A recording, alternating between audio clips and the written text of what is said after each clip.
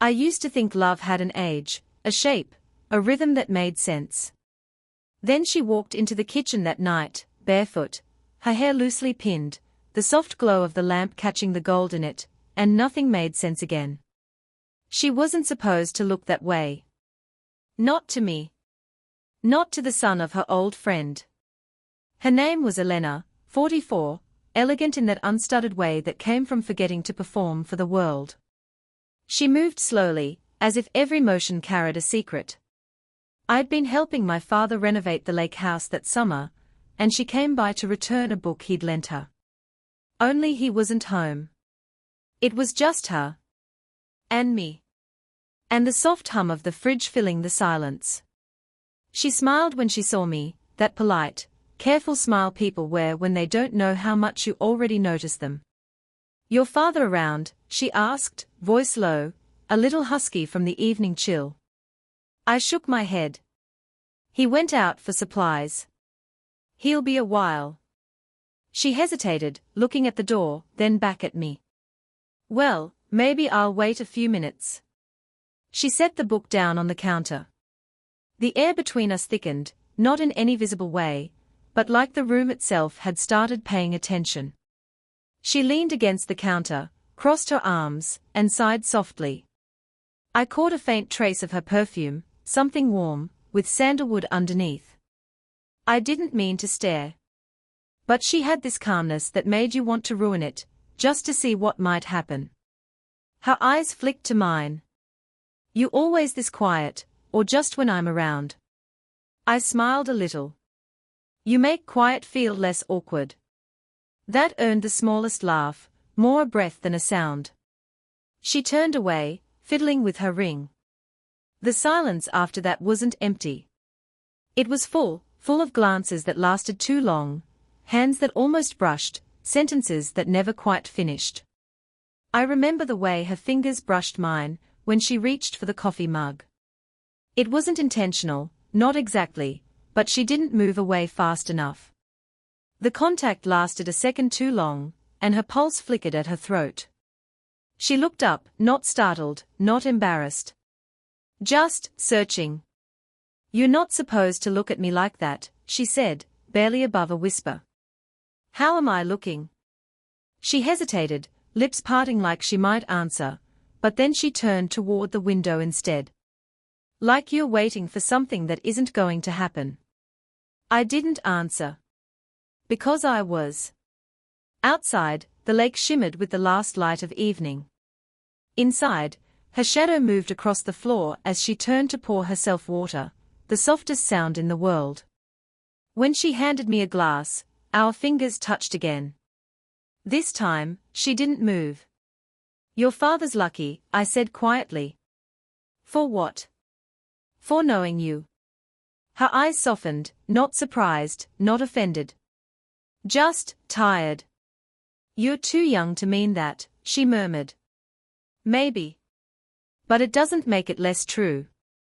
She looked at me for a long moment then, something unspoken trembling between us. A door half open, waiting for someone brave enough to walk through. Her breath hitched. I thought she might say something, or maybe she thought I might. But before either of us could move, the front door creaked open, my father's voice breaking the fragile air. And just like that, she stepped back. The moment vanished, like it had never happened. But the warmth where her hand had touched mine didn't fade. And I knew, that was the beginning of everything I wasn't supposed to feel. 4 days after that evening, she existed in the edges of everything, her voice echoing faintly in the kitchen, her perfume in the hallway when I passed through the house. My father had gone out of town for a week, trusting me to handle the contractors. He didn't know she'd been stopping by again.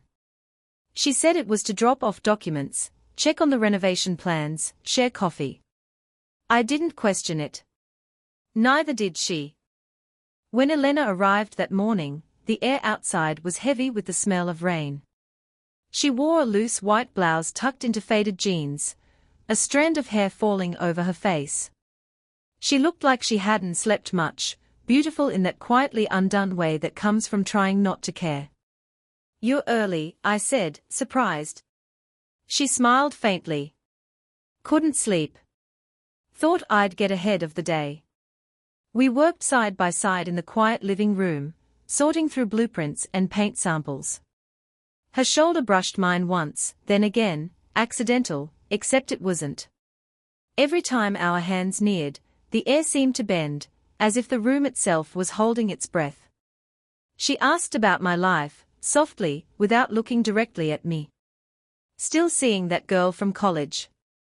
I shook my head. That ended months ago. Her eyes flicked to mine. Why? I hesitated. She wanted certainty. I didn't have it. She nodded, looking down. Certainty's overrated. It's usually just fear disguised as control. I watched her trace the edge of a blueprint with her fingertip, slow, distracted. And you? I asked. Anyone, in your life? That question made her still. The faintest tremor crossed her lips before she said, I was married once. A long time ago. She smiled, not warmly, but with a kind of fragile acceptance. He was kind. Boring. Kind again. Until he wasn't. I didn't push. But I saw the way her gaze dropped, the way she rubbed the inside of her wrist like she was trying to erase something invisible. You deserve someone who doesn't make you erase yourself, I said quietly. She looked up sharply then, eyes searching mine, almost startled by the honesty. For a second, neither of us breathed. Then she laughed softly, too soft to hide the shake in it. You shouldn't say things like that to women my age. Why not? Because it makes us remember things we are not supposed to. The rain started then, soft at first, then harder, drumming against the glass. She went to close the window, but when she turned, she was closer than she meant to be. Her hand brushed my chest as she passed, a fleeting, grounding touch. I didn't step back. Neither did she. Do you ever feel, I said, my voice low, like you're standing too close to something you shouldn't want? Her eyes lifted to mine.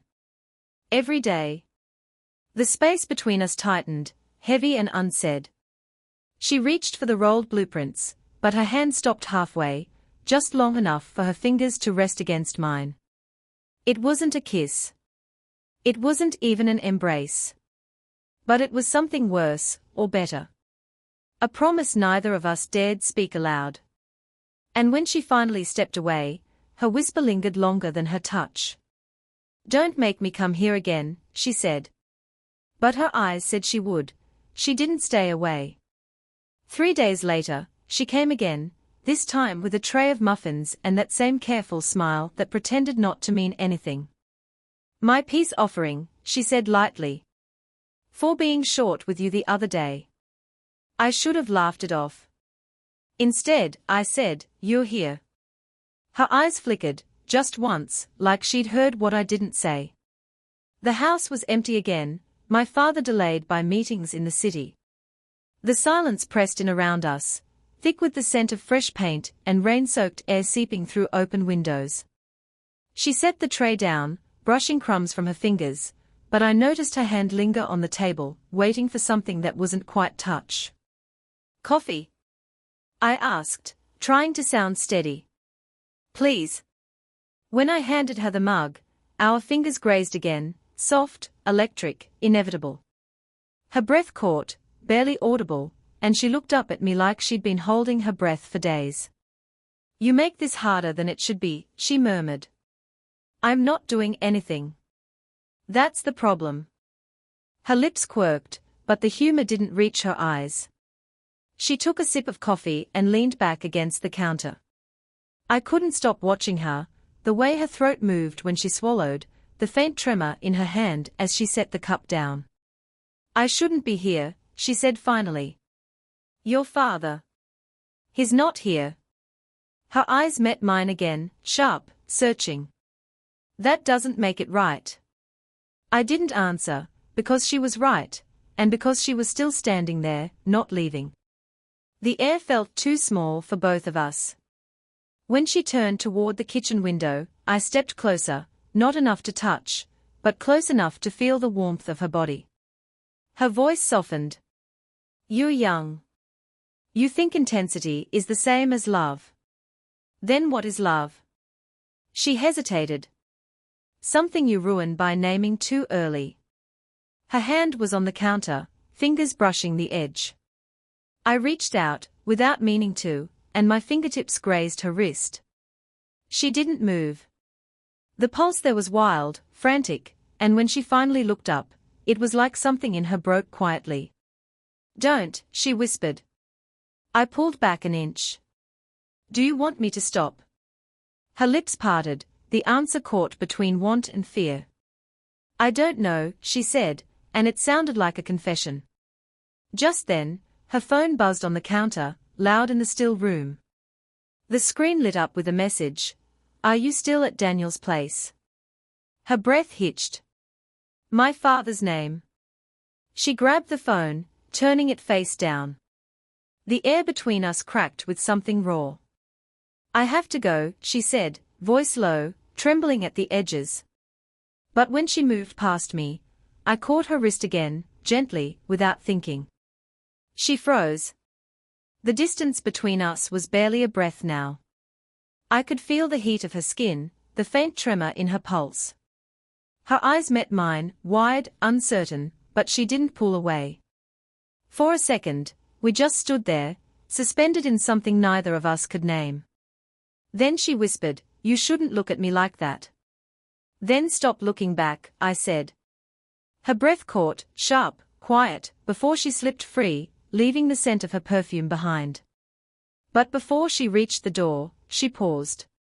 Without turning, she said softly, You make me forget how to be careful. And then she was gone.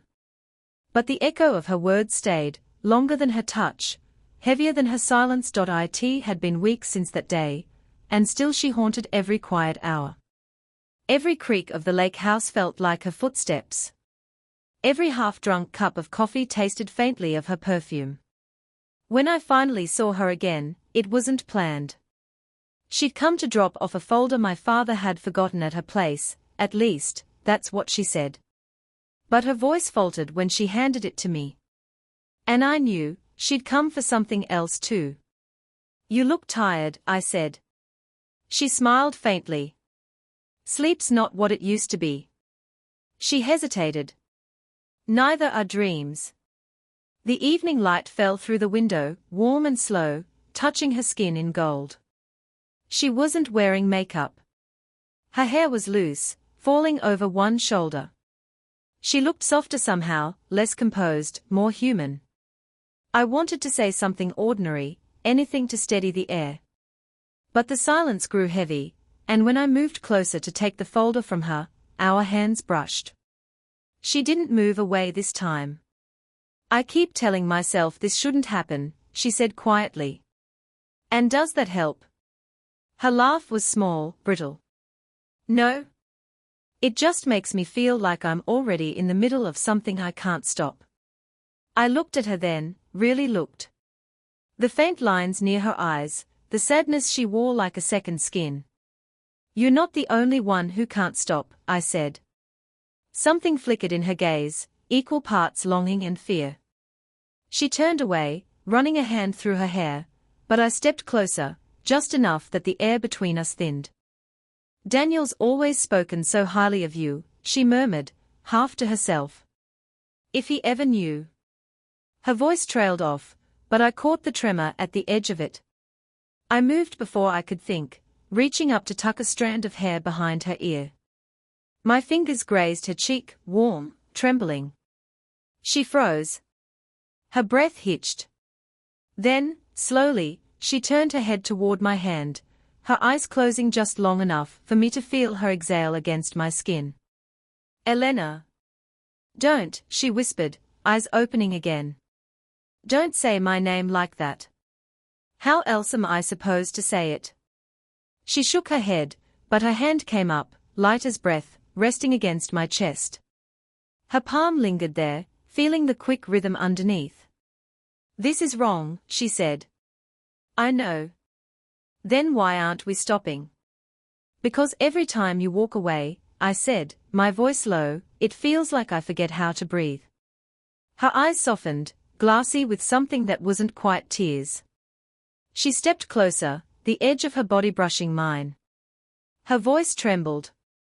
You don't understand what this would ruin. I understand exactly. We were close enough now that I could feel her heartbeat through her blouse, steady at first, then faltering. The scent of rain lingered on her skin, and when she tilted her head slightly upward, I thought she might finally give in to what had been building between us for weeks. Her lips parted. My hand slipped to the back of her neck, slow, unsure. For a heartbeat, everything went still, the clock, the air, the world. Then, a car door slammed outside. My father's voice carried through the front yard. Elena's eyes went wide.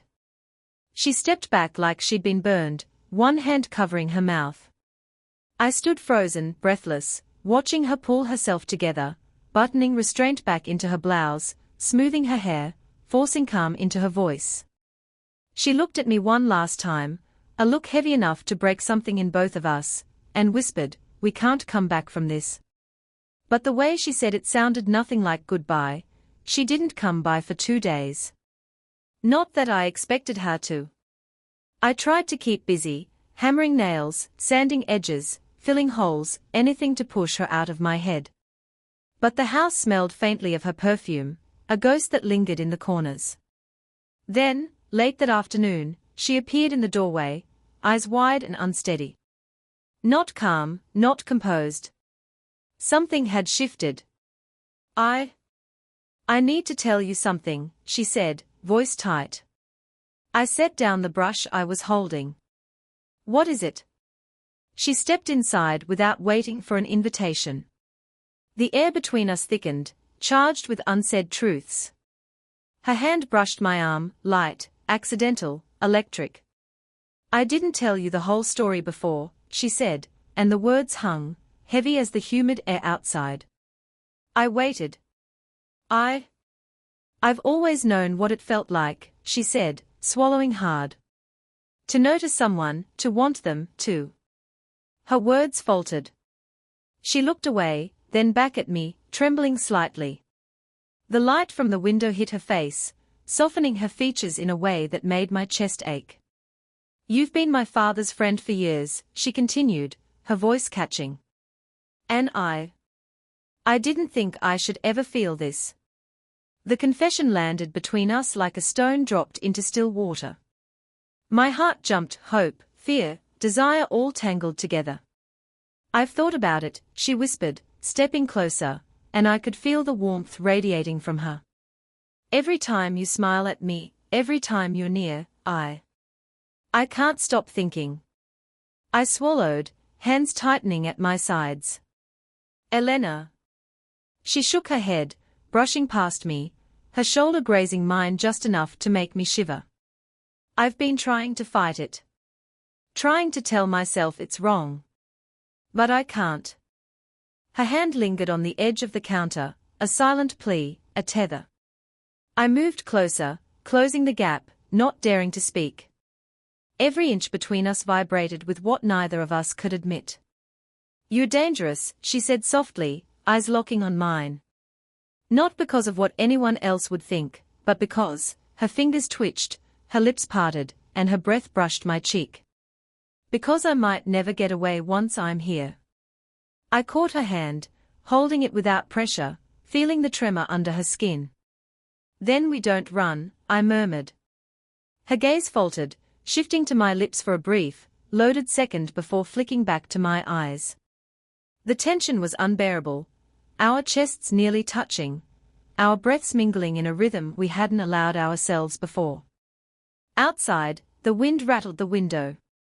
I could feel her pulse against mine, quick, uncertain. Her jaw tightened, her grip on the counter lingering as if she were afraid to let go, or afraid not to. Daniel, she whispered, her voice breaking slightly. If anyone knew. I shook my head, moving closer until the warmth of her body pressed against mine, her hair brushing my forehead. No one knows. No one will ever know. She closed her eyes, leaning into me just slightly, a gesture so small yet so full of everything we'd been denying. And then she stepped back, shaking her head, as if the proximity burned her. Her lips curved into a fragile, unreadable smile. "We shouldn't," she said, voice low. But the way her body lingered, the way her fingers brushed mine as she left the counter, told a different story, one we couldn't deny any longer. I watched her go, heart hammering. And I knew, whatever happened next, nothing would be the same. The night had settled over the lake like a dark silk curtain, and the house was quiet, except for the occasional creak of settling wood. I hadn't expected her to come back. But the knock at the door made my chest seize before I even knew why. Elena stood there, rain-darkened hair clinging to her face, eyes wide and searching. She didn't say anything at first, just let herself in, letting the door click softly behind her. We moved toward each other instinctively, drawn by something neither of us had fully named. The distance between us shrank until it was barely a breath. I could feel the warmth of her body, the faint pulse at her throat, the subtle tremor in her hands. "You shouldn't be here," I whispered. "I had to," she said, voice low, almost breaking. "I can't, not." Her hand brushed mine, and she didn't pull away. Her touch was light, tentative, and it ignited something I hadn't dared admit before. I reached up slowly, tucking a wet strand of hair behind her ear. She leaned into my hand, closing her eyes, letting herself be that vulnerable. "I don't want this to be wrong," she murmured. "Then it won't be," I said. "Not if we choose it." Her eyes opened, and for the first time, I saw everything, the hesitation, the longing, the fear, and the undeniable pull she had for me. Her breath hitched, and she took a step closer, until the air between us was so thin I could feel it moving with every heartbeat. "I've tried," she whispered, voice trembling. "I've tried to step back, to stop thinking." "You don't have to try anymore," I said, voice low. My hand slid to her waist, a gentle anchor, and she didn't move away. The room seemed to shrink until it was just the two of us, every detail magnified, the faint scent of her hair, the softness of her shoulder beneath my palm, the way her lips parted slightly when she caught her breath. "I can't pretend anymore," I admitted, voice barely audible. "I've been standing outside this for weeks, waiting for something I didn't even know I could have. But it's you. It's always been you." Her lips trembled, and she rested her forehead against mine. "And if we do this, everything changes." "I know," I said. "But I'd rather risk it than lose it." Her fingers tightened around mine. The tension in the room thickened, heavy and electric. Our breaths mingled. Our hearts raced in sync. Then, slowly, almost imperceptibly, she closed the last gap between us. Not a kiss yet, just the nearness, the raw acknowledgement of everything we'd denied. Her eyes searched mine, silent questions passing between us. I cupped her face gently, feeling the warmth of her skin and the tremor of desire restrained. "I'm here," she whispered. "And I'm not letting go," I replied. We stood like that for a long moment, suspended in something delicate and infinite. The world outside ceased to exist, there were no rules, no judgments, only the two of us finally seeing each other clearly. For the first time, we understood exactly what this meant, the fear, the longing, the impossibility. And yet, in that impossible closeness, it didn't matter. Because finally, we had chosen each other, the storm had passed, leaving the lake smooth and silver under the early morning sun. Inside the house, everything smelled faintly of wet wood and her lingering perfume, a reminder of the nights we'd stood just inches apart, suspended in everything we'd wanted but feared. Elena sat on the edge of the couch, one hand resting on her lap, the other brushing a loose strand of hair from her face. I sank onto the floor in front of her, leaning back on my hands, and our eyes met, no words needed. Every hesitation, every stolen glance, every near touch over the past weeks was already spoken there. Slowly, I reached for her hand. She didn't pull away. Instead, she let me intertwine my fingers with hers, small, deliberate, grounding. The warmth of her hand in mine anchored me, as if the world had finally stopped spinning just for us. "You're really here," she said softly, voice trembling, not from fear but from relief. "I'm not going anywhere," I replied. She leaned forward, resting her forehead against mine. The pressure was light, intimate, almost a question, and the answer came from the way I closed my eyes and leaned in to match her.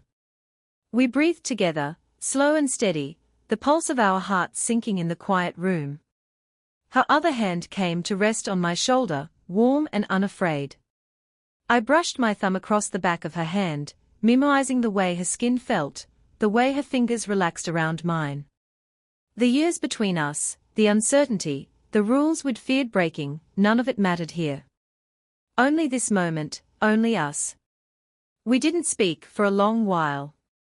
There was nothing left to say. Every fear had been met, every hesitation answered in gestures small and monumental at once. Just being near each other, sharing this closeness, was enough. Finally, she tilted her head and whispered, "I've wanted this, all of it, for so long. And I've been waiting for the moment when you'd let me," I said, voice low, steady. She smiled softly, eyes glistening, and leaned back just enough for me to cup her face gently in my hands. Her lips curved into a faint, perfect smile, not a kiss yet, just the promise of everything we'd dared to desire. We stayed like that for a while, wrapped in warmth, letting the world exist outside the walls of that room. Every brush of a finger, every lingering glance, every shared breath told the story of two people who had found each other against the odds. When we finally moved, it was slowly, deliberately, shifting closer on the couch, legs brushing, shoulders touching, foreheads pressed together. Hands stayed intertwined, a silent vow, a tether neither of us wanted to let go of. I could feel her heartbeat against mine, steady and sure, and in that moment, all the age gaps, all the social expectations, all the lingering doubts dissolved. There was only us, messy, human, unrestrained, and real. She whispered against my shoulder, "Forever." I smiled, pressing my lips gently to her hair. Forever. And for the first time in both our lives, the word didn't feel impossible. Did you enjoy the story? What kind of stories would you like to hear next?